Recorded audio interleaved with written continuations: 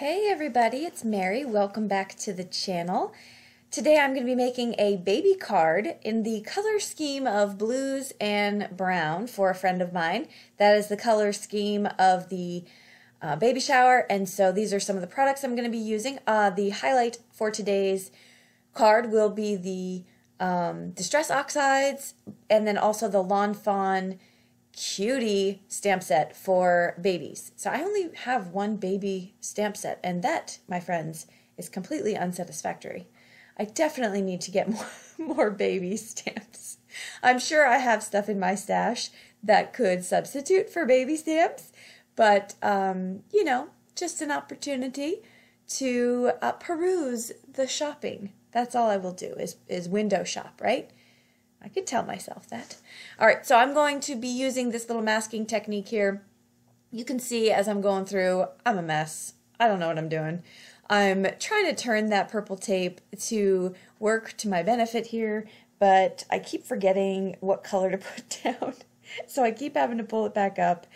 And yeah, I got to get my life together when it comes to masking. I'm not going to show you the entire thing because I feel like you get the point. But any, masking tape that's not going to rip up your paper, place it down and you're going to be able to get this nice stripe. I did some stripes were thin, some were large, and here I thought I was being extremely innovative. Going to cut up my purple tape. This way I have two smaller pieces, and then I gave up on that shortly thereafter. And I can't even tell you why I gave up on it. I think maybe I didn't have enough surface. I don't even know. But, or the color was contaminating itself too much because the tape was too small. I think that was the reason. Anywho, I am going to go through the greatest thing about not measuring your stripes is you don't have to measure your stripes. And you can just haphazardly go through and make that thickness whatever your heart's desire. So that's exactly what I did. I maximized that opportunity because I didn't feel like measuring anything. I am also still recording in the hotel room. I brought my entire setup. Oh, can I just tell you, this is my old heat tool right here. And when I used it throughout this journey here in this hotel room, I was so grateful for my Wagner.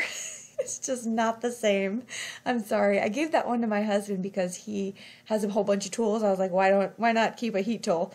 And I couldn't get mine unplugged because it's that way it's hooked up. Oh, here, this is fun. Look what I did here. Yep, let me show you that again. Open up the VersaFine Clair, dip your finger completely in it. One more time for effect in slow-mo. This was not just a smudge, folks.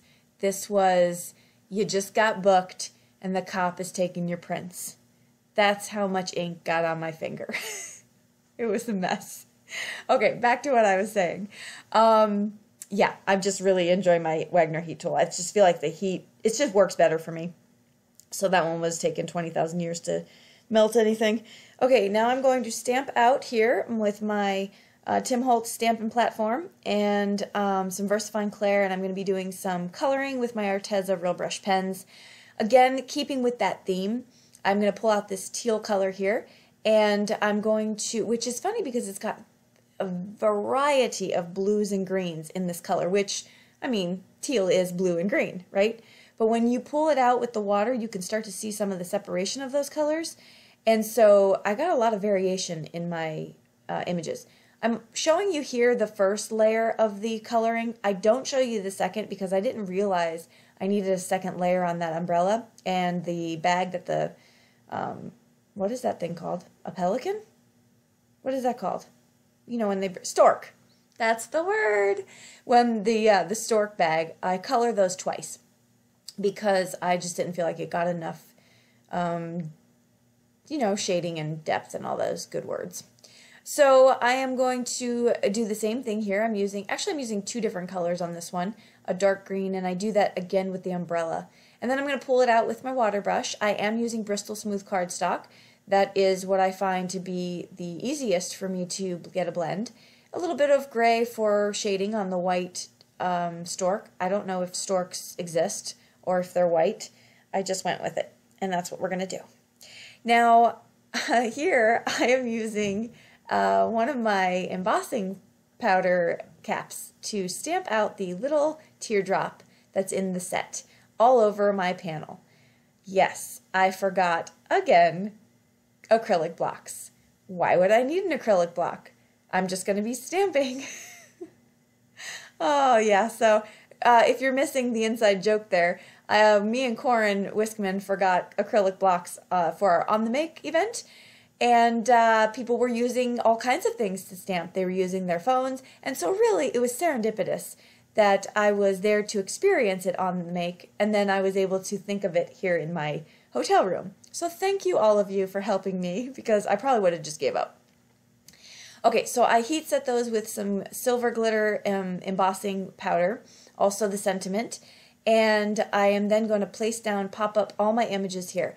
When I first started putting this card together, it just was not wowing me, and it might not be wowing you either. The colors they don't get my heart to go pitter-patter, because I like bright and pink and yellow and, you know, just vibrant colors. However, when I finished the card and I put these final accents on it, the Nouveau Glaze all over, not only just the raindrops, but the bag and the umbrella and the cart, little stroller.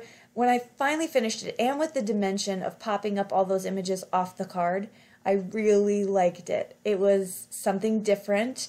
I don't usually do masculine or gender neutral kind of cards, and so this was just, I really just liked the way it ended up. So dimension does so much for your cards. It really does. Okay, so that's it for this card. Just stopping in so you guys can hang out with me for a little bit and craft. Thanks so much. If you have any questions or comments, I'd love to hear from you. I'll list what I used below, and I will see you all in the next video. Bye-bye.